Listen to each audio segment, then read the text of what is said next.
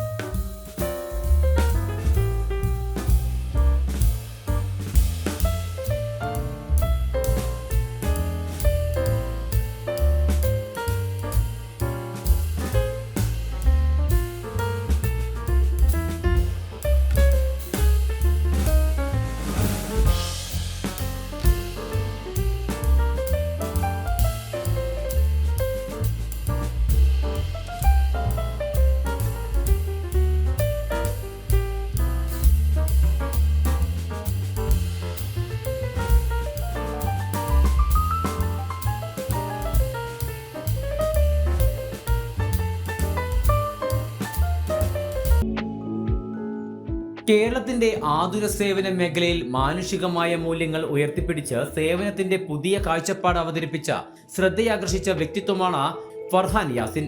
Aster MIMS കണ്ണൂരിന്റെ CEO ആയി 2018 ചുമതല ഏറ്റെടുത്ത ഫർഹാൻ യാസിനാണ് വളരെ ചുരുങ്ങിയ കാലയളവിനുള്ളിൽ കണ്ണൂർ ആസ്റ്റർ മിംസിനെ ഉയർച്ചയിലേക്ക് നയിച്ചത്. ഡോക്ടർ മുരളി ഗോപാൽ അധ്യക്ഷനായി.